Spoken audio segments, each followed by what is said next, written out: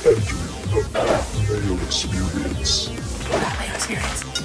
That Mayo Experience. That Mayo Experience. Experience. Welcome to the Pat Mayo Experience, British Open, DraftKings, Millionaire Maker, ownership, projections. We're going to talk about some weather, as well as some lineup construction methods, and see if we can figure out who are going to be the highest owned players in the DraftKings Millionaire Maker. And hey, listen, we're going to talk about, does ownership matter at all, or what you can use it for a little bit later on, what the maximum amount of exposure you want to have in your lineups to some guys. And Colin Drew from DailyRoto.com and Logan Harper from FanshareSports.com, the ownership gurus, will be joining me. So, I mean, their predictions much better than like my random guesses that I do. So they're the guys to listen to about the ownership. But before we get to that, you can check out all the British Open content in the description, or just go to DKPlaybook.com, my Facebook page. It's all over the place. If you follow me on Twitter, you're probably annoyed at this point with the amount of tweets that are coming out. But I got a lot of shows. There's a lot of stuff to catch up on. So if you are on Twitter, there are giveaways to be had. 20 DK bucks could be in it for you if your name gets drawn. So if you're on the Twitters or you're on the Facebooks, give any episode you see a share and then tweet at me with the hashtag DKBrit2 and your DK handle, and boom, you're in the draw. I'll announce the winner on Wednesday's show. You can also get in the draw by going to iTunes, Stitcher, Google Play, wherever you listen to this audio-wise, and leave a review, preferably 5 stars, something nice about the show, and leave your DK handle in there as well. That's a separate draw. For this video, give the episode a like, go down to the comment section, leave your DraftKings handle, and give me your 3 guesses for the 3 highest owned players in the DraftKings Millionaire Maker. And now, this very special one, which is probably going to be easy to win because I doubt very many people are going to do it. I just put up an Instagram post of me sitting on the set right before I started filming this, and if you just go to my Instagram account, at the PME, underneath that video, heart the picture, leave your DraftKings handle, boom, you're in the draw. Also, as a part of that, you need to follow the PME Instagram account, all right? That's everything. That's house cleaning. That's what we're going to do. Also, become a member of FantasyNational.com. Over 1.6 million won by members since the Masters. Hoping to add to that this weekend. Lineup generator, ownership projections, all the stats, customizable stat engine, stat model, mixed condition model, all that good fun. Let's bring in the gang. We'll start with you, Colin Drew from DailyRoto.com. My man, what is happening over with you on vacation and at Daily Roto? Yeah, I'm at the beach. We came here for the U.S. Open, and we had a subscriber win or tie for first in the Millionaire Maker. So I decided to come back with the wife and hang out at the beach, but ready to fire up some ownership projections. A lot of stuff going on at Daily Roto this week. We obviously have the fantasy tools, access to our ownership projections, and then a lot of betting tools as well. Head-to-head betting tools, free ball tools, top 20 and outrights. So if you're playing fantasy golf or you're gambling, we got a lot of stuff going on. Definitely feel free to check us out. Logan Harper from FanshareSports.com is joining us as well. And I mean, ownership is your guys' bag. So what can people expect over at FanshareSports.com this week? Yeah, thanks, Pat, for having me on. It's a big week for us at Fanshare. We're actually kind of rolling out a new feature this week, a lineup generator in its beta form, where you can actually kind of set your projected aggregate ownership for your entire lineup kind of target range, and all your lineups that are generated within that range will kind of spit out. And so, yeah, new feature, check us out. Obviously, kind of ownership is kind of what we try to strive to perfect here. All right, so let's actually talk about that right away, because a lot of people have been asking me questions about, Colin, you mentioned that, you guys had a subscriber at Daily Roto win, or at least split the U.S. Open Millionaire Maker on DraftKings, and that lineup was uber chalky. I talked to Brandon on the show. He went through it and said if it was the lineup that he made the lineup so late, he didn't even really try to bake that in, and he normally does, and boom, he ends up splitting $1 million, or just a bit more than $1 million, but it was a duplicated lineup. So, Colin, let's start with you. What are some tips and tricks people can do to make sure that their lineup doesn't get duplicated, and how much do you think that ownership really matters? Yeah, so first, ownership matters a lot. I think that's it's kind of naive to say it doesn't just because one guy who had a chalky lineup win. A lot of people had chalky lineups and they did poor. They lost money that week. And so you're just looking at one guy out of the sample. I mean, it's kind of like if you're betting a guy, you need to care about what the odds being offered are. And the ownership is really what dictates the odds being offered on guys in DFS. So it's not saying that just because someone's 20%, you have to fade them, but you do have to think about your roster construction and think about whether or not that's a good value over the long run, whether or not that's going to work out. So ownership for sure matters. I think Yeah, I mean, I don't know any other way to say it. As far as avoiding duplicate lineups and things like that, there are a couple of different ways to do it. One would be leaving salary on the table. We talk a little bit about that, leaving $200, $300 on the table because most people spend the full salary cap. And the other thing that we have as part of the optimizer at Daily Roto is a cap as far as the total ownership of your team. So if you do want to spend the full salary cap, maybe you want to set it so that at total your team only is 90% owned. And that'll ensure that if you are grabbing chalky guys up top, that is differentiated with some value plays down below. Yeah, I know at Fantasy National in the lineup generator, you can set your max and your min in terms of total salary used. And I just automatically default to 49,900 every single time just to make sure that I don't have the 50,000. Because you're basically baking out so much of the field. I would say well over 50% if you're not using your max. So just off the hop, it doesn't make that big of a difference. I mean, the $100, maybe it does for your lineup. I don't know. I don't find that it ever does for me. And if I can save myself the opportunity to be duplicated just by leaving $100 off the table right off the top, I think it really goes a long way. Logan, what do you make of ownership? And when people start factoring in ownership and they hear us talk about this, I think people get the impression that it's like, oh, you need to pick 6 guys that no one's going to own. That's not how this works. I find that just having 1, maybe 2 guys in a lineup that, you know, they don't need to be 0% owned. They could just be 7% owned or 6% owned as a pivot off of someone who's very chalky. I think that's the way to really go about ownership. Yeah, a lot of what we talk about at Fanshare is finding these kind of guys that are, you know, sneaky plays and don't have ownership. But it's not to say these chalky plays that are, you know, the guys that are statistically the best in form and the best on certain course types aren't playable. They actually should be in your roster most likely. But, you know, if you look over the past, say, 16 majors, most of the events, you know, you're going to have a random guy up at the top or even a couple random guys at the top, and maybe even a Siwoo Kim comes out of nowhere and wins a tournament. It's very, very rare where you see all 6 players kind of in the top 6 being just uber chalk. So, you know, finding these guys to get in there and kind of, you know, maybe get a leg up on the field is kind of the way to add value to your lineups. Do you think that ownership matters more in the mid-range and towards the bottom than it actually does at the top? Because these top guys, I mean, yeah, you can pivot onto someone who may or may not be, you know, high in ownership. Like, hey, I don't want to play Dustin Johnson. He's too popular, which, you know, I'm playing Dustin Johnson. But hey, Rory's going to be like 6%. I might as well have some Rory because no one else has him. But he has such a good chance to go off. When we look down at like the bottom, it's like, hey, Emiliano Grillo is going to be 19% owned or something crazy like that. Maybe I just won't use him because he's not necessarily significantly better than everyone else in his range. Is that the better spot, Logan, to use it? Yeah, definitely. And I think if you think about it, the best way to, you know, get a leg up on the field is having a very high owned player miss the cut. And then you have a 6 of 6 when, you know, the rest of the field has a 5 of 6 or a 4 of 6. And if Emiliano Grillo down there is 20% owned, he has a much higher chance of missing the cut than someone at the top, say a Ricky Fowler or a Dustin Johnson. And so, you know, that's an easier way to get leverage than kind of betting against DJ, who's a very, very high chance of making the cut. What do you make of that, Colin? Like, would you say that's the way to go about using ownership to your advantage? Hey, maybe I'll construct some lineups with, you know, lower owned, very high end guys. But in terms of like outright fading people based on ownership, would that be in the lower tier? Yeah, I think outright fading people, you're talking about guys that you're hoping are going to miss the cut, which usually you're not getting at the top. The hard thing is you're depending on how many lineups you're building, you can't play all the top guys. So sometimes you end up outright fading somebody, not because you don't like them, but just because you can't play everyone. The way I like to think about things is with the leverage score, which compares the top 20 probabilities that we offer with the ownership projections. And I like to use that as a guide for which guys might be better tournament plays in large field GPPs. So even though Dustin Johnson, for example, might be 20% or higher owned this week, we've got him with 60% top 20 odds. And the next closest guy is Justin Rose at 48%. So DJ is such a dominant player and a dominant favorite in this field that even at 20% ownership, the leverage score still would identify him as a really strong tournament option. Yeah, and if you take him at plus 20%, you can find someone else at 7,300 that's like 5%, and then boom, you're probably not going to be duplicated, even if you have another chalk member of that lineup too, right?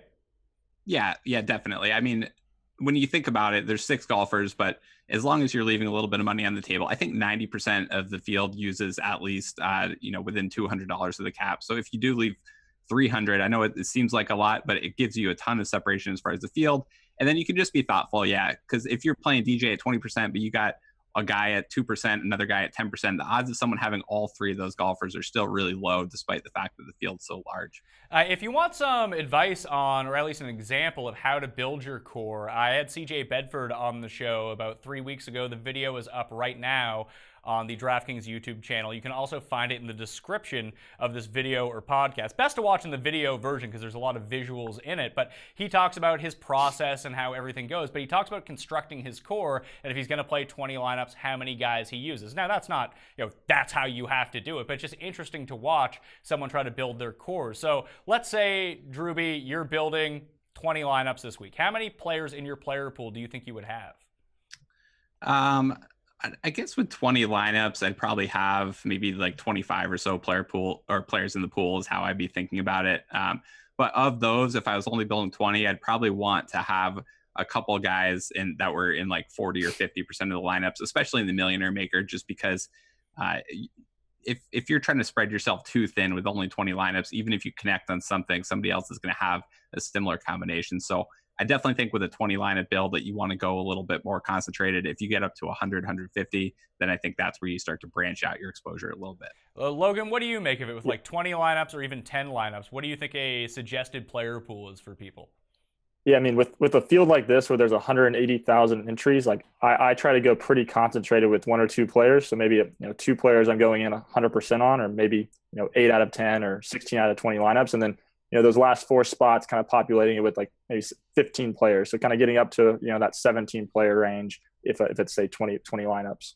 Okay, so let's talk about the weather and how this could influence ownership, and this is going to go day by day. My live chat is tomorrow, 1:30 p.m. Eastern Time with Reed Fowler on the YouTube channel. You can catch it on demand after the fact, video, podcast version, whatever. But we're not going to, listen, they can give us the best forecast possible. We're not going to know exactly what's going on over in Scotland. When you're on the North Sea, winds can shift like that. It can start to rain, and it can come in and out like hour by hour. So no forecast is going to be close to right, I want to say, but we're seeing little pockets pop up right now, and it does look like where people are saying, oh, there's more wind, later in the day on Thursday than in the morning. Well, that might be true, but we're seeing a max gust of like 13 miles per hour. If it stayed 13 miles per hour for the entire tournament, I wouldn't sweat anything. But it's the next day that's a little bit wonky. Friday morning, we might get rain, low winds, then later in the day, we got gusts up to like 25, 26, and that is as of like 12:15 p.m. Eastern Time on a Tuesday. When we check back in tomorrow on the show, 24 hours from now, this can be completely different. But it does look like there's a slight advantage right now, from what I'm seeing, a little pocket of the guys that tee off very early on Friday morning, which means like basically starting with the Brant Snedeker group through the Jason Day group on Thursday, where they're not the last guys out on the course. They're sort of that middle range of the later wave. So that's what I'm looking at right now. Drewby, do you think that's going to really instigate any ownership, or do you think people are just sick of hearing about the weather? I think it could instigate ownership. I'd love to get Logan's thoughts on this after too, but that was one of the things, the storylines ahead of the US Open as well. And there were a couple pockets of players where the ownership projections missed a little bit. And some of it could just have been the accuracy of the ownership projections, but I think some of it was people using a little bit of a wave stacking strategy for the US Open. And it did seem like it ended up mattering as far as the results. So I think because of that, especially at the last major, and because that the Open Championship, obviously the year that Henrik Stenson won when he dueled with Phil Mickelson, the wave stacking was huge that year. A lot of people who were playing then are still playing now and are going to remember that. So I think people want to find an angle with the weather this week. And I think it, especially if there appears to be some type of clarity, like right now, you said maybe there's a little pocket where there is some clarity. I think people are going to stack waves. And so it'll, I think, swing things, 3 or 4 percentage points if that comes through. What do you think, Logan? Yeah, I think it depends on, how bad it really looks out there. Like right now, I'm not seeing, 30-mile-per-hour gusts kind of in the forecast. And so I think that if you were to see that, I think that the ownership would kind of congregate a lot more than it may. I agree, Colin. I think the US Open, that might have been a factor because we don't really, adjust our projections too much for a win, because on a typical week, golf DFS, players don't particularly win stack, I would say, on kind of at large. But I think this is the one week where people really will look at that. And especially if it kind of gets up there where, a really aggressive win story, I think that it will kind of start clumping up ownership in those kind of ranges. Well, what do you make of, I've talked about this on a few of the shows earlier on this week, that, listen, it's going to be tough to predict the wind, but we know that weather has more influence on this event than almost any other that we see on the calendar. Probably the most, except for like weird years in Texas when wind comes out of nowhere. Would you blindly T-stack an AM wave and a PM wave as a part of your overall lineup build? So let's say you played 25 lineups, dedicate 5 towards the AM wave, 5 towards the PM wave, and play 15 as a mix, just to potentially take advantage of a forecast that we just don't see coming. Yeah, I'll build them right now. Kind of earlier in the week, I'll build kind of maybe 40% of my lineups with one stack, 40% with another stack, and then kind of once Wednesday comes around, you kind of see where things go in and kind of edit and kind of kill some of the lineups that might be in the stack that I don't want to be in. And maybe if I don't see too much of an advantage, start kind of getting kind of standard mixed lineups kind of more in the mix there. But I'll go in early and definitely stack some lineups, and then kind of as it pans out on Wednesday, kind of go in and adjust. Well, Drewby, I know Drew Dinkmeyer had a lot of success last year doing the contrarian weather stack and the contrarian T stack. Is that something you might go for this week? I don't know. I can't remember if he did that intentionally or if he lucked his way into that, but we'll give him credit for it. He says that's what he was doing. Yeah, he says that, but no, I believe him. I don't know if I would go with the full contrarian. One of the things I am going to do is kind of look at the weather now, look at it again tomorrow, see how much it changed, just because that's really what we're talking about is like a day out and whether or not it can change that much if the Friday forecast changes from what we expect it to be. My lean is I wouldn't intentionally do something that was contrarian if there was a clear, apparently clear angle, but I do think that stacking is something you can do regardless. As long as you're spending a decent amount of your salary cap, you're probably not leaving a ton on the table in the way of projections, just because the pricing at DraftKings is fairly efficient. It's possible to make bad teams, but it's pretty hard to make terrible teams. And so I think as long as you're kind of making a neutral team as far as projections and you're able to get some correlation, then the Open Championship is as good of a time as any to do that, especially because the weather can kick up in an unexpected manner. All right, let's get into the actual ownership projections. We'll talk about the guys above $10,000. We alluded to Dustin Johnson right off the top. He's the most expensive player. There's only 5 guys above that $10,000 margin. So we have Dustin, Rory, both above $11,000, Spieth, Rose, and Justin Thomas. To me, when I look at it, maybe I've been a part of this. I don't want to take too much credit for it, but it does seem like Dustin Johnson's probably going to be the highest owned guy. Justin Rose will probably be in second. Maybe if people want to save salary, Rose inches ahead of Dustin, but it seems like Spieth will be in that like middle tier potentially, and Rory and Justin Thomas aren't going to carry any ownership. Really, I'm talking about like 6 to 8%. Spieth maybe around 10%, but it seems like everyone's sort of in on Dustin and Rose in their lineups. Do you see that, Logan? You know, I agree with most of that. I say the one point where I disagree with is I see Spieth having, one of the most negative sentiments we've ever seen at FanShare, 38% positive, so 62% negative. We see him being the lowest owned of this group, with JT kind of being a sneaky play where people think that he might kind of go under-owned and kind of, I don't think he's going to creep above 15%, but I think he could be in that 10 to 15% range where Spieth is, I think I think sub 10%. Do you have Spieth as the lowest too, Colin? I've got Spieth and JT really close to each other right now, both around 10%. I think that Rory is still going to carry ownership, and I do think Spieth will be lower owned than Rory, just because Rory's form has been a little bit better. I know Spieth obviously is one here, but Rory has a good long-term track record at Open Championships, and so I could see JT getting overlooked a little bit as far as the early indications on things. But one of the questions I have is kind of between Rory and Rahm, and we can get there when we get to the lower range, or between JT and Rahm rather, if people will really pull the trigger on Rahm. So that's kind of how I see things shaking out. I definitely agree. DJ Rose, kind of 20% each is where they're at right now. I could see either one of them kind of being the higher owned guy. Maybe Rose just because it's easier to build a balanced roster, but it'll be close. So if you had to fade one, and I am fading one of them, would it be Dustin Johnson or Justin Rose? Because I'm full out fading Justin Rose. This is where a part of me concentrating my core is coming in. Could be stupid, but I can't just take all the top guys. And I might have minimal exposure to Rory at a lower ownership percentage, just so I can be so overweight on Dustin Johnson. What do you make of that, Colin? Yeah, if I had to full fade one, I think I would full fade DJ just because he probably has to do more at that price tag. He probably has to win the event or top 3 it. unless something crazy happens with the other guys missing the cut and the value plays.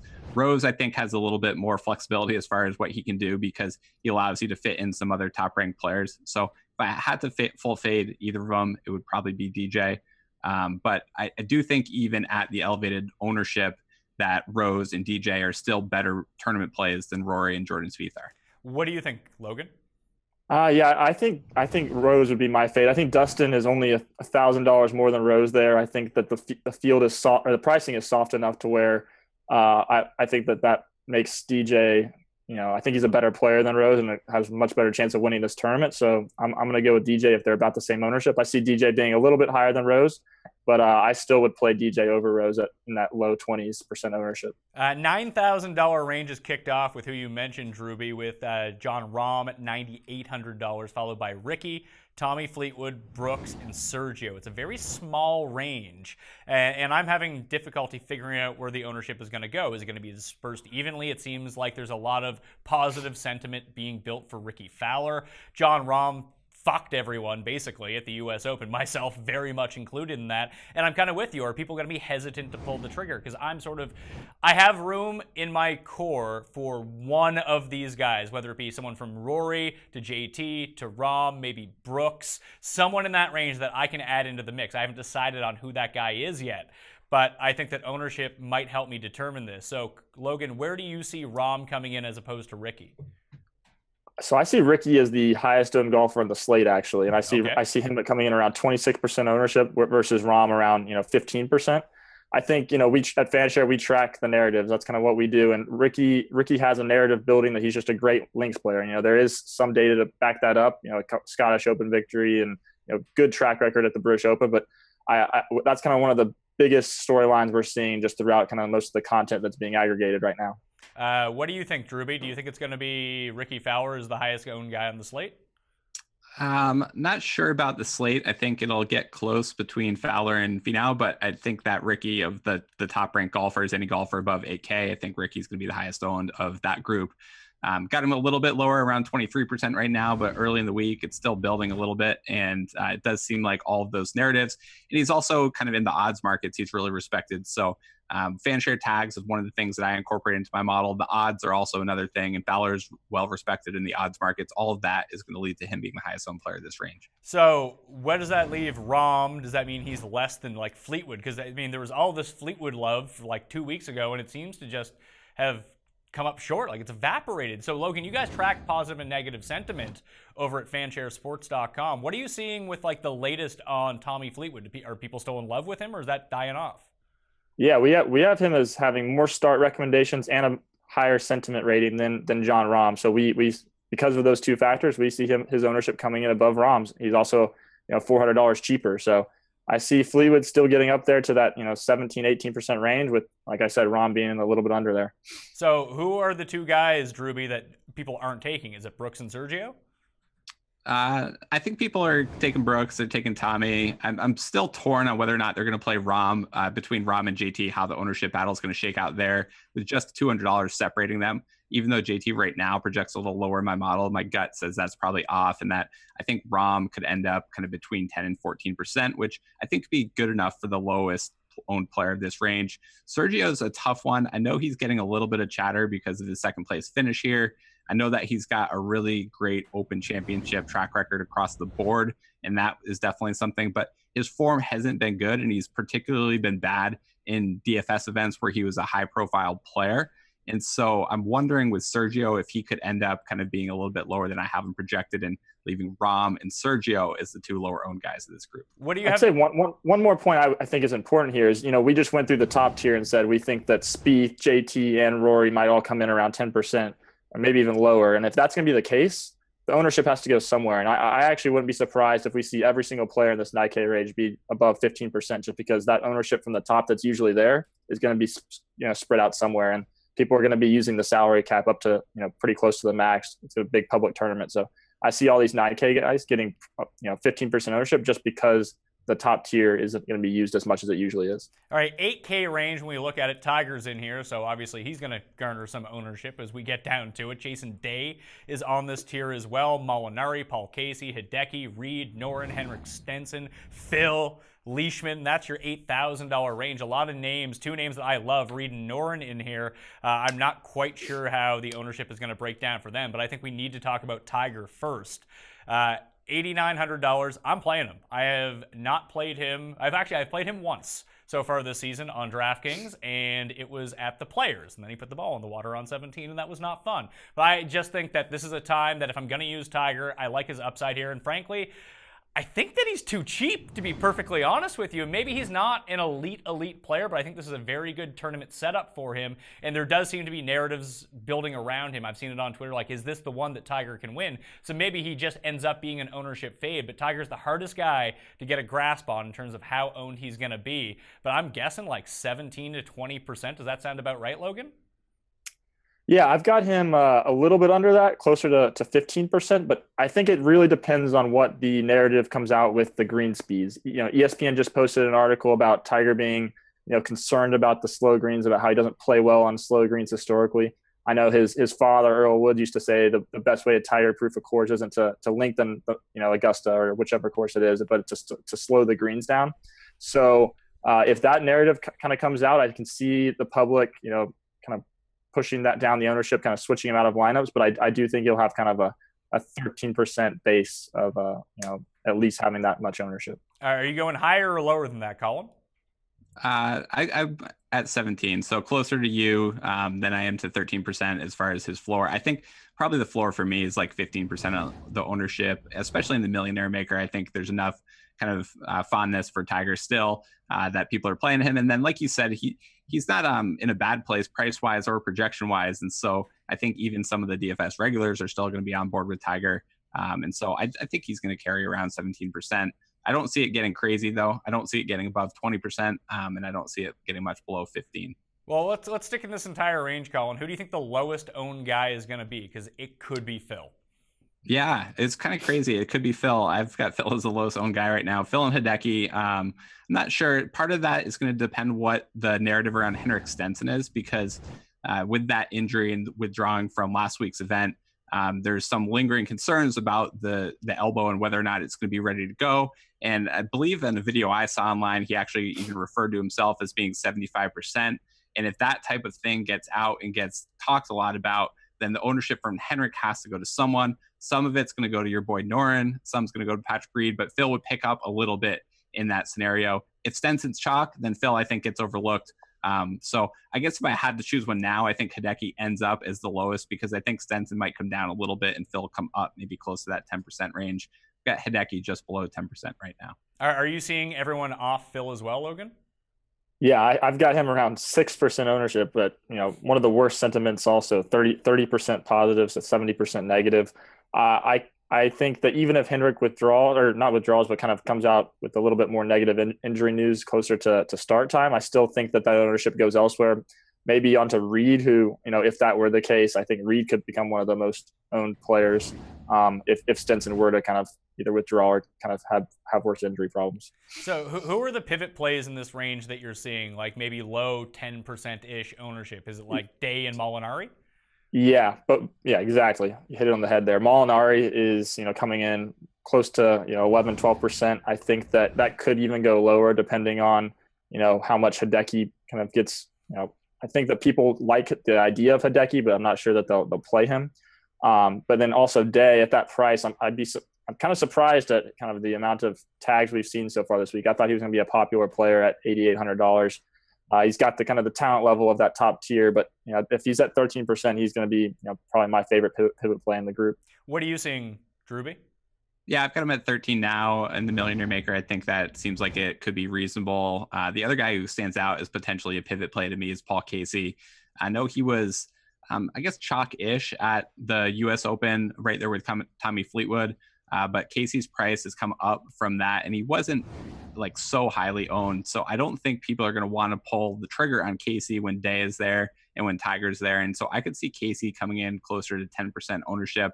Molinari is a tough one to figure out. People have been really hesitant to buy into his form despite how strong it is. He wasn't highly owned last week in the John Deere Classic.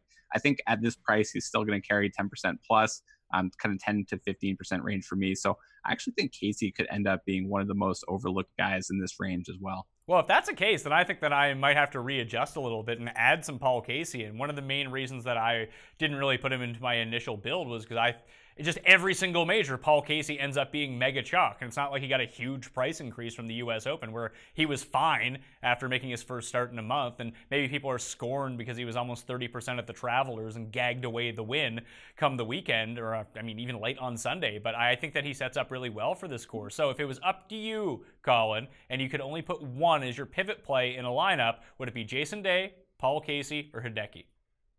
Jason Day, definitely. I think we have him rated, pretty strongly in this range. And then a lot of the intangibles too, that I would kind of think about as far as course fit and the ability to scramble and putt well is stuff that Day does well. The model always loves Paul Casey. I think Data Golf is Paul Casey's biggest fan, but between those two, my gut says I would have to go with Day as my pivot play. Logan? I got Day as well. I think Casey's ownership could creep up a bit just because of all those reasons you mentioned about him being a very popular player just in these public tournaments. So he's also a big cash player. Just a lot of people like the consistency. So I see some of that ownership kind of bleeding into GPPs, and especially the Millionaire Maker. So I think Casey hits 15%. I'm going to go with Day there. All right. So what do you guys have for Alex Noren? Because I need to know this. I got 20. I've got 20 as well. 20%? Really? Yep.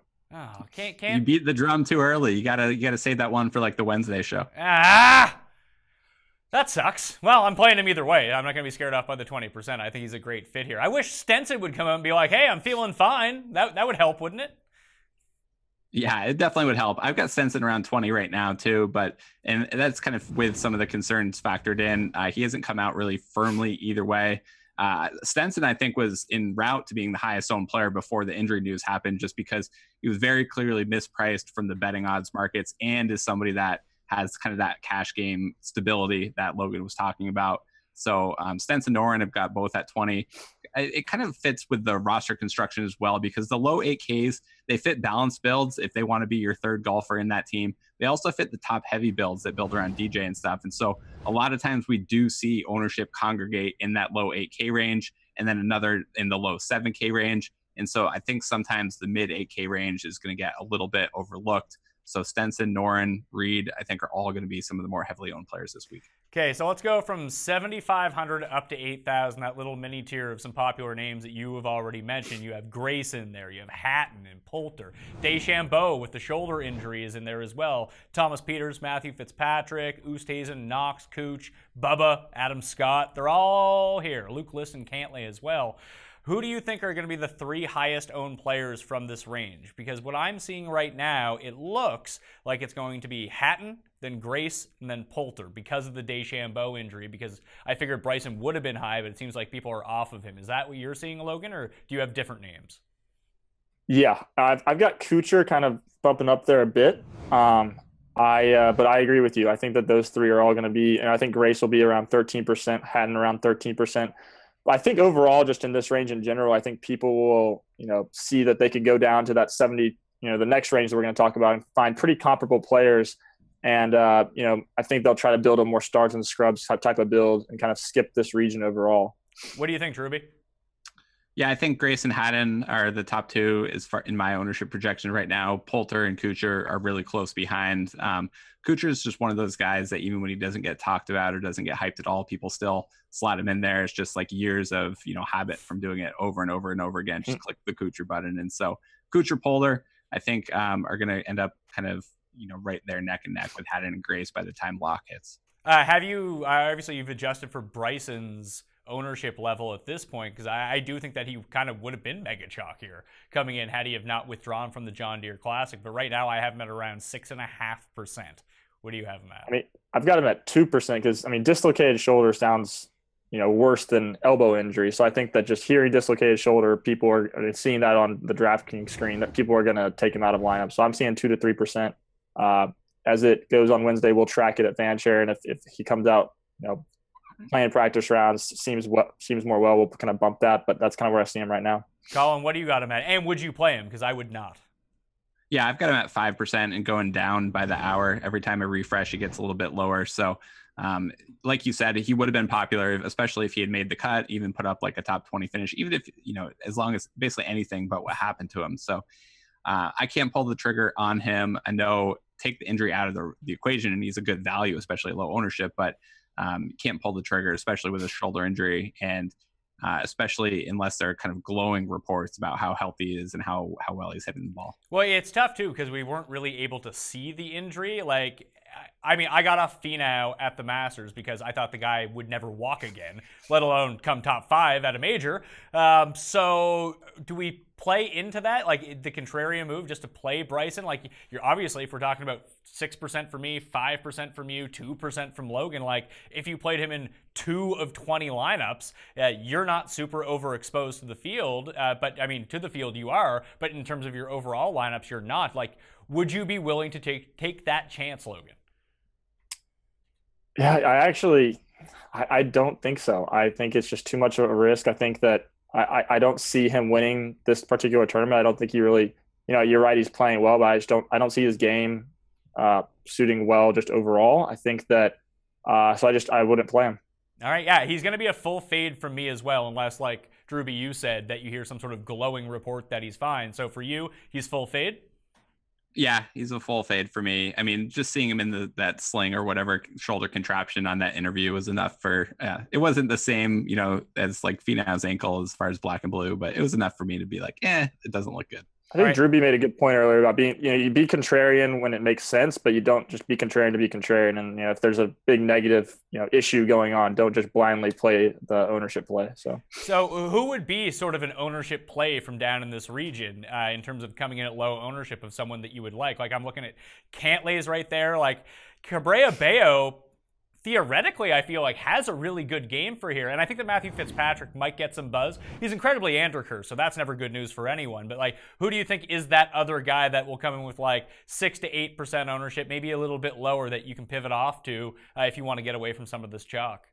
Yeah, so my models have Cantlay just historically being an excellent player, just higher than people think of him. And, he obviously was previously a pretty big favorite in the DFS industry, but this week, only 3 tags for us. I see him coming in around that 2 to 5% range, like you're saying, and I think he could ball strike this course to death and really plot it around the course. What do you think, Colin? Yeah, my model has Cantlay low right now. I have some hesitancy as far as whether or not that's accurate and whether or not I need to make some adjustments upward.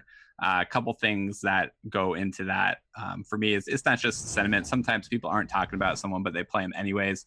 I know that Cantlay projects as a really strong value in our models, so all of our subscribers are going to play him. And I'm imagining that he's popping up pretty nicely in some of the strokes gained models over at Fantasy National as well. And so I think maybe there's a little bit more ownership that'll bleed over there. One of the guys that talked about a little bit is having a great track record at the Open Championships in general. If we can get him to pull a David Hearn and anchor his putter, is Adam Scott. I've got at 5 or 6% ownership. And I think he's going to, no matter where Grayson Haddon land, I think Scott's going to be about a third of the ownership of those guys. And so that's one pivot that I wouldn't recommend in a smaller field GPP, but I think in the Millie Maker could make some sense. Yeah, I'm actually going to be using some Adam Scott because I'm a glutton for punishment, and that's what I do. I use Adam Scott at every event anyway, so I'm already well accustomed to him missing 2-foot putts and being on his way. But like you said, if he starts using that cheater putter to good use here, even when we went over his results, like, he's making the cut. He didn't make the cut at the U.S. Open, but in the few starts before that, he even had a top 10 finish in there, and he's averaging, like, losing 4 strokes on the greens per round. Just get it back. Just get it back. Just to normal here. These are gigantic greens. Like, lag putting means a lot. Actually, that's probably something to look at too, Logan. Not only do you guys track sentiment in terms of how people feel about players, what are the stats that people are talking about this week? Yeah, so the biggest stat for us, and by the way, y'all sold me on Adam Scott. You don't have to push me that hard. I'll play him, okay? But bogey avoidance is kind of the biggest stat we see coming this week. And, we'll get to it later, but a couple of the lower priced sub 7K guys that are, really popping up in fan share tags this week are, the top 10 of bogey avoidance. So Carnoustie is kind of historically known as being one of the toughest in the open rota. So it kind of makes sense that, bogey avoidance is up there. All right. Anything else? Like, I'm looking at, I do actually think that fairways gained is going to be something, like just driving accuracy in general, because we talked about if these fairways get baked out, it does bring a lot of the shorter hitters potentially back into play. They get some more roll, and all of a sudden they're not hitting 225 and in, they're hitting like 150 50 and in, and that's a major difference to someone like Zach Johnson or someone like Russell Henley or even Ryan Armour or Ryan Moore, just guys like that. Brent Snedeker is another one. So that's something that I've been focusing on. But do you see the lean, Logan, being more accuracy or distance? Yeah, we're seeing more accuracy. It makes sense on a links course where precision kind of is usually the story of the rounds. We're also seeing par 4 scoring pop up just because of the 13 par 4s. Not sure if that's going to have too much of a factor, but so we're seeing definitely driving accuracy over distance though. Are you seeing anything, Colin, that's popping up on the stat front that people seem to really be keying on? I think a slight lean to the accuracy. I know up at the top end, people are talking a lot about DJ and Rahm and how much they're going to hit driver, whereas Tiger coming out and saying he's basically not going to hit driver at all and just hit irons because of the rollout. Well, I mean, so hold on. There's also a thing where Tiger can't hit driver, so maybe that plays into it too. Like, DJ is like, sure, I'm going to hit driver wherever I can, and Tiger's like, no, thanks. But I think a little bit more accuracy down low. I don't like people aren't going to take shots on like Bubba Watson or any guy like that. So, if it was truly a Bombers, narrative going on, that people would be trying to take shots on Thomas Peters, Bubba Watson, Luke List. I don't think they're going to be doing that. So I think that means people are leaning more towards accuracy. That's why you see a little bit of chatter on guys like Matthew Fitzpatrick, Russell Knox. Do you know who? Zach Johnson. Do you know who is taking a shot on Luke List? This guy. This guy right here. Hey, listen, he won me all my monies last week, and maybe I can parlay those forward. What do you have on a Luke List ownership? 6%? 1.5. 1.5? Oh, might have to have 100% Luke List. And I got to give like a 0.3% bump for all your teams, though. All right, so what do you have on Bubba Watson, Colin? Like 2.5. Logan? Yeah, about 2%. Do you think that, if any sort of stat model that you look at this week, I assume that Bubba does rate out pretty highly just by the way that he's been playing this year. I know the approach hasn't necessarily been there, but like if you're taking off the tee, and maybe if you factor in too much accuracy, that kind of makes him just pop down on that list. But do you think there's enough public sentiment around Bubba that he's one of those guys that you can project for like 2.5, but he actually comes in around 7?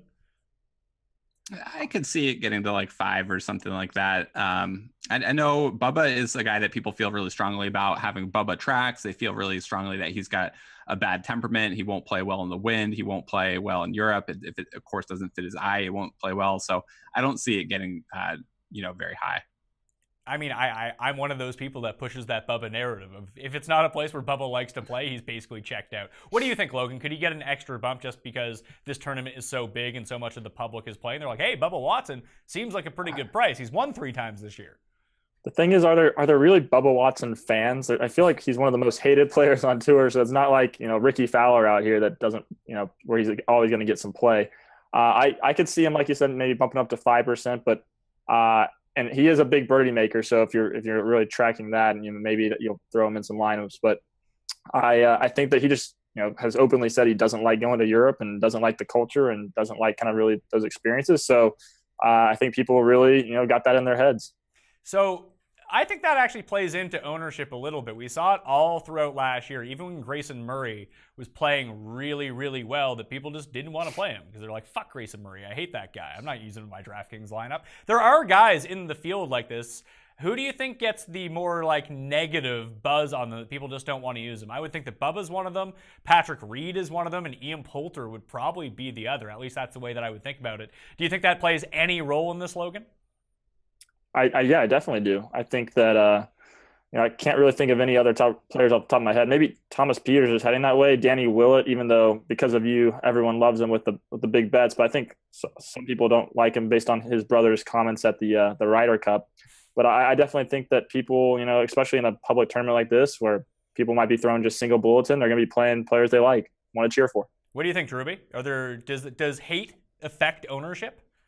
I think it generally does until somebody has been consistent enough or has another narrative going with them. So Poulter, I think, is going to carry enough ownership. He does seem to play better in tough fields, tougher courses, and it's a home game, over in Europe. And so I think there are a lot of those things that'll counteract the hatred for Poulter. it is definitely, if you're going to, you got to play Poulter a little bit because you're not going to cheer for him on the leaderboard. So you might as well have some fantasy exposure if he happens to win. You're still pissed, but at least you won a little money. Daniel Berger, I think, is another guy people hate. And I think he could be 1% or even lower owned. Had a good finish at the US Open. Some of that was the benefit of the softer wind conditions that he got on the weekend. But Berger's a guy that people just don't really like. He's a little bit whiny. I mean, you're kind of justified there. But I think Berger's going to be pretty low owned, maybe partly because of the sentiment. Well, right now I got a little star next to Daniel Berger's name because I was seeing the exact same thing in my projections from down to that level. That I think that if there's a spot to pivot in this entire tournament, it's in this like $7,000 to $7,500 area. There's so many names. All the players are pretty similar, and it seems like some of the best guys are the guys being overlooked. So the ones that I have as the very top in terms of ownership from this range, I see Tony Finau carrying probably anywhere between 15 to 18%. Zach Johnson carrying anywhere between 14 and 18%, and Webb Simpson in that like 12 to 16 range. Those are the three guys that really stick out to me. Colin, is that what you're seeing? And is there anyone else to throw in that mix? Yeah, I think Johnson and Finau I have a lot higher. Webb I thought would be higher. I'm not quite picking that up right now, but I wouldn't be surprised, I guess, if it changes. And like we talked about with overall roster construction, the 7,200 range is perfect for that because you can grab a guy up top, you can grab an 8K guy, and then you can jam a couple of these guys into your lineup. Or if you're going balance, these guys can be, the fifth golfer on your lineup. And so I think all of that kind of leads this to being one of the ranges where I expect ownership to gravitate the most. I think Finau will come in above Zach Johnson. Unless they're, I think ZJ did okay last week, but not enough to really bump it up. I know he's got a decent track record of the Open. The accuracy type stuff will play in there, but I would expect Finau to be higher owned than ZJ. What are you seeing, Logan? Yeah, I'm seeing Snedeker, Finau, and Johnson, as y'all mentioned. I'm not seeing the Webb Simpson, hitting 10% though. I see him, sub 10% as of now. That could change, but we only see 5 start calls at FanShare. I think that he could creep up there, but I think that he'll probably stay under 10%. Between Finau and Johnson, I think it's gonna be it's a tough call. We've currently got Johnson a little bit ahead of Finau, but I could definitely see that changing as Finau makes it over to Europe. I don't think he was there on Monday, so maybe he gets over there, starts playing some practice rounds, and looks good. But as of now, we've got Johnson, pretty chalky and a little bit above Finau. Where do you have them at in terms of overall ownership? Could they both break 20% potentially? Potentially, but we see them, similar to Colin, kind of a little under there, 15 to 18% range. Colin, would that make you? I know the Data Golf and Daily Roto loves Tony Finau. He's Leone's boy. Would you fade either one of these guys because of ownership and move on to just some other names that I'm seeing around here? You mentioned Daniel Berger. I think Hao Tong Lee is a nice pivot. Danny Willett. Hey, my main man Danny Willett playing better again. He's right in that range. Charlie Hoffman, who is always kind of chalky at these things, doesn't seem like he's carrying much ownership, at least to me. I like Charlie this week. Would you go out of your way to ownership fade any one of these guys, or are they just too good of values that you have to play them? I'm a lot more inclined to fade Zach Johnson than I am Finau if they end up similar in ownership. I think Finau could get up close to 20%, but maybe some of the course fit narratives will tone that down a little bit. I just can't see people actually pulling the trigger on Sneds over Finau, especially with how much the community's played Finau over the years. The hard thing with fading Finau is just we have him as 20% odds to T20, but then from a DK scoring perspective, he always outscores his finishing position too. And so I think that makes it a little bit tougher to fade there. But I do think that the range provides a ton of leverage and a lot of options that are kind of 1% to 2% owned. And you're really never going to get that with the 8K and above ranges. So Charlie Hoffman was one of the guys I wanted to talk about. Tends to play well in tougher events. Data Golf did a study on that. And Hoffman was one of the guys who exceeds his own personal baselines in tougher events, which surprised me. And then I think Berger is another one of those guys that has the top 20 upside, maybe 20% or so to T20 at 1% ownership. Those are the types of plays that seem to end up on winning Millionaire Maker teams. What do you think, Logan? Would you go full fade on Finau or ZJ and move on to those other options, or are they just too good to fade? Yeah, I think that's the play here, and I'm going to be fading both of them. I think the Finau fade is much harder, but I like Snedeker a little bit better there, and I think his ownership will be 5% less, and I'm gonna play Snedeker there. I think a lot of options here that you can pivot off to, and I think, like you said, they're kind of pretty similar players. I think my play of the week is Brian Harmon there at $7,100. I think that, I really like his skill set for this course. I think he played well at Aaron Hills last year, which is kind of a link style course. And if distance isn't going to be a factor this week and he can kind of precision his way around the course, I like his chances. Yeah, Harmon's one of them. I like what I saw from Afi Barnrat at the U.S. Open, just his ability to keep the distance, hit fairways, and maneuver around the course. Plus, I mean, I've been playing this narrative, all single week. Anyone who smokes darts on the course, they're going to get a better chance of that win. So Afi Barnrat, someone you might need to look out for in this range. But who are the next tier after? If Webb pushes 8%, maybe he cracks 10%. I would say he's on that next tier down from the guys we talked about. Andy Sullivan got a lot of love last week. Haven't heard squat about him since. Where do you project Andy Sullivan at, Logan?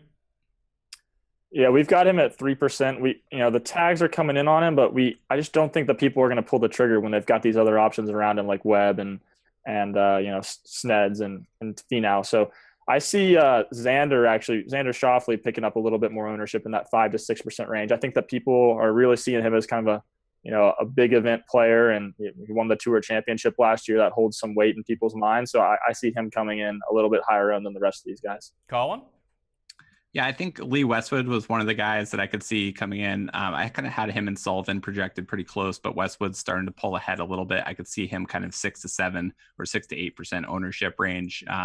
A lot of what we do see in the Open Championship is people are trying to look for some of these European Tour players, and Westwood is one of the more kind of public names for longer term golf fans, not necessarily the newer fans. So I could see him coming in a little bit. And then the other guy I was just curious a little bit about was Keegan Bradley. He hasn't had very much chatter at all, but I could see him as a late addition, being somebody that pops in statistical models and could maybe get to a 3 to 5% type range. Well, I certainly know that he pops in mine because I did not include putting. So him and Adam Scott are just Adam Scott, Keegan Bradley, Luke List. They're looking great in my model. We'll see how that ends up turning out. But if he's going to end up he's one of those guys that it would have to come down for me. What's his ownership? What's the other guys around him? And we talked about the weather right off the top.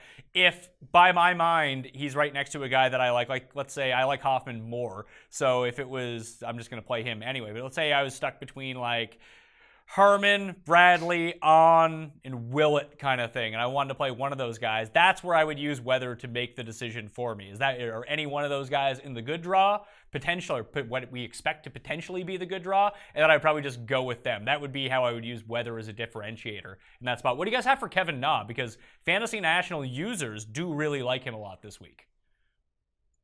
About things, I do think that's one of the other things that'll probably separate things a little bit, as well as just how that weather narrative shapes up. And I think it's probably a good way. Like you said, there's so little separating some of these golfers. I think we've got, 15 or 20 that are within just a couple percentage points as far as their top 20 and may cut probabilities. And so I'm using the small, subtle things like weather seems like a better use of time for some of these guys that are really close than it is up at the top end, where maybe you're confident that they can contend no matter what the conditions are. Okay, so actually, no, what do you have for Kevin Na? Kevin Na, I have at 3%. Logan? 3%. 3%? All right. Apparently, people who use Fantasy National are going to be overweight on Kevin Na this week. $6,000 range. Do you see anyone breaching double digits? Because I have 3 guys that I see right now. It's going to be Emiliano Grillo, who's going to be mega chalky, Ryan Moore, and Stuart Sink. And that's me and Ben Coley professing our love for Stuart Sink, and potentially people are following us. But when I'm looking at it right now, a lot of the ownership projections I'm using are people who use Fantasy National. So obviously they probably heard what I'd had to say about Stuart Sink. They somewhat believe me. What do you have as a real projection for Sink, Logan?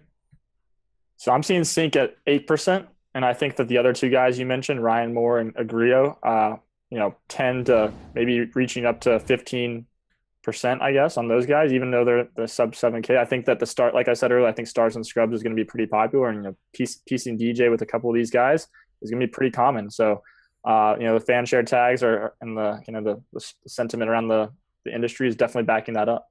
Is there anyone else you see from down there that could push 10%? Charles Howell, we see, 5 to, I think that maybe up to 8%.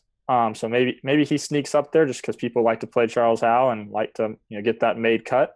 But I'm not sure in a millionaire maker that's kind of, the best play. But that's about it down here. What are you seeing, Colin? Is it those three guys, and what do you have for ownership on them? Yeah, so I have Grillo between close to 12% right now. I think he's going to be way more than that. So part of it is the overall roster construction, and we talked at the top end about how DJ is going to be popular, but Rory, Spieth, JT aren't, and so I've not seen quite as much like overall ownership build in this range. I could see Grillo hitting like 15%. That was my gut when I first saw the prices and everything, so I could see it getting there by the time Wednesday rolls around. I don't think these other guys are there's like in general, there's this is a range that doesn't see a lot of ownership. So I think, the guys like Sink, 7% is where I have them, but I don't see it going much higher than that. Moore, I've got close to 5%.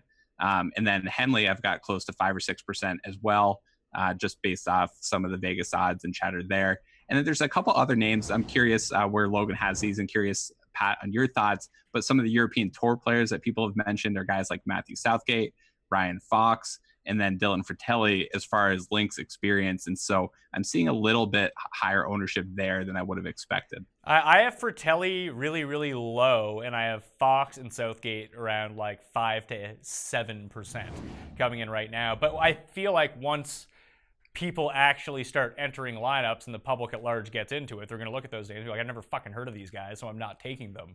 So I think that what our projections might be, and even buzz around the industry, might actually just be higher than what the actual ownership is going to be on it. What do you think, Logan? Yeah, I think that's a good point, but I also think that this particular tournament, if you look back, the past couple of years, people are a little, that just the industry in general is a little looser with their player pool. I think they want to go out there and find that sneaky European player who plays on the Euro Tour, the Alex Noren before he was popular, and the Matthew Southgate who plays well on links. So I see those guys that you just mentioned, Fratelli, Southgate, Fox coming in around 5%, and that is a significant amount of ownership that would, basically take away from Grillo getting up to that 20% range, I think. And so just kind of the spread down here is going to, take away from someone getting just too high. And that's kind of my perspective. Are there any like random sleepers that you guys like from this range? Because I've already expressed some love for like Ryan Armour. I'm not super high on him, obviously, because he's fucking Ryan Armour. But still, I think that he has sort of the skill set that you want to see here. Scores on par fours, hits a lot of fairways. I don't think that he's going to get himself into too much trouble. Ryan Moore is someone that I really like, but apparently he's being talked up. Why not just take the upgrade to Jason Duffner there at like 2%? He seemed like he was playing well at the U.S. Open, and similar player to Ryan Armour, just he's won a major.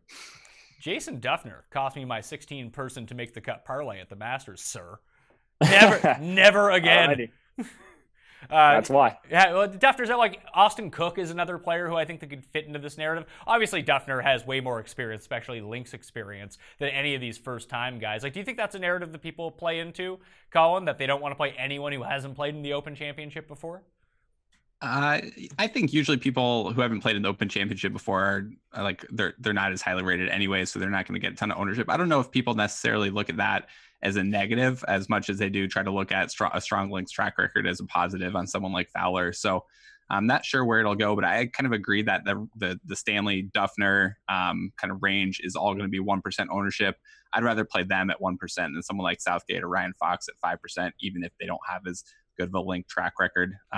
The one thing you mentioned was the parlay and the hatred of Duffner for messing up the parlay, but I do think it's an interesting week to try to do some of the parlays with betting, just because you can get some of the correlation between tee times, and so that's one of the things that a lot of times, like parlays, maybe they're fun, but they're not like a plus EV bet. I do think the Open Championship there could be some expected value gained in the betting markets as far as the parlays. Well, it's tough with the make the cut parlay or to miss the cut parlay this week. I think you're right. If you stack the tee times together and hope you hit the right tee time that gets brutalized to miss the cut, you're then looking a lot better, or even on the other side to make the cut. But where the Masters is top 50 in ties make the cut, and the U.S. Open is top 60 in ties to make the cut, we're top 70 in ties this week. I know it's 156 players, but it's a very high percentage of people that are going to end up playing the weekend.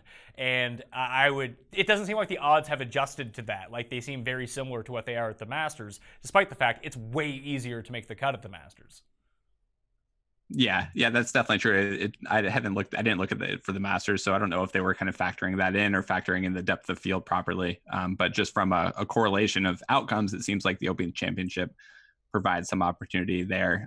But as far as like pure sleepers, probably no names completely off the board for me. There are some course fit type angles with like you kind of have that range of Stanley, Hadley, Duffner as far as good ball strikers. So maybe if you're going with a ball striker angle up top with your, Adam Scott type plays, maybe those guys kind of fit into that same mold. Yeah, I'm actually looking at Bjork right now as well, and I'm going to give a harder look to Cole Sertz, who's a really good links player, and Tani Hara, because I love Tani Hara, and he's great at scrambling. From down here, besides that, like Duffner, Logan, is there anyone else that you just kind of like? Yeah, I'd say Michael Kim did just go out and shoot minus 27 last week and smoke the field, and that included Molinari and ZJ. Like if he's playing that well, if he would have just won the tournament by a stroke or two, I probably wouldn't have blinked. But just that dominant of a performance at 1% owned down here, I'm gonna have to throw him in there and hope he gets a top 10. I don't know. I did this with Bryson last year, and it just worked out so poorly for me that I think that there's a lot of hype around getting your first win, then traveling overseas, playing in the Open Championship for the first time. Oh, agreed. Like I said, if it wasn't for the fact that he just went out there and just dominated, I think that I would be on the same page. But I think it's, that was eye-opening. All right, Logan, any final thoughts before we get out of here? No, I think I'm excited for this week. It's probably my favorite tournament of the year. I'm actually out in Europe right now, so kind of go to some pubs in London and then in Ireland this weekend and try to watch the tournament with the people of this country. All right, well, thank you for being on the line. Tell everyone what they can expect from Fanshare Sports this week and for NFL season. Yeah, so we got stay tuned for NFL. We've got a lot of exciting stuff coming up for the season. Hopefully a lineup generator for NFL as well. And then on the golf side, make sure to check out DSF Jimmy's content. He's been a great addition to the team and been putting up a great course breakdown and some other content. So just check us out. And for all ownership information, come to Fanshare. Colin, any final thoughts from you? Yeah, just pay close attention to the weather. It's the Open Championship, so it starts late. You can stay up right until lock if you want to. And I think the weather will play a role. How much, we won't really know until lock. So pay attention to weather. We'll be providing a cheat sheet to our subscribers that has the weather and what we're seeing with the forecast in there. And then definitely feel free to check us out this week. We've got betting tools. We've got the fantasy tools, the ownership projections that we talked about. Lots of good stuff going on, and really excited for the NFL season as well. In addition to kind of the fantasy tools, we are rolling out a new lineup optimizer and also going to have a bunch of player prop tools. So I'm looking forward to kind of the expansion into the gambling arena as it relates to player performance. All right, Colin Drew, Logan Harper. You can follow both of them, and you can check out their work at dailyroto.com and fansharesports.com. I'm Pat Mayo. You can follow me on Twitter, Facebook, and Instagram, where there's a giveaway at the PME. Go to my Instagram account, give it a like, leave your DK handle underneath of the photo of me sitting at this desk wearing exactly what I'm wearing like 2 minutes before I started recording the show. Boom, then you're in the draw. Leave an audio podcast review, preferably 5 stars with your DK handle. It's another way to get into the draw. You can also leave a comment below this video. Give the episode a like, DK handle in the comment section, your guess for the 3 highest owned players. Plus, if you retweet or share anything on Twitter and Facebook, after the fact, send me DKBrit2 with the hashtag and your DK name, and boom, you're in a draw for that. I will announce the winners on Wednesday's show, 1:30 p.m. Eastern Time on the DraftKings YouTube channel with Reed Fowler. Be there or download it after the fact. I don't really care. Or do both. That would actually really work out in my favor much better. And for that, everything else, you can just find all the crap in the description for here. Of course, preview, all the other shows. It's been a long week. So I hope you're more prepared for the British Open as we go along. Good luck in the DraftKings Millionaire Maker. I'll see you next time. Mayo Experience! Experience!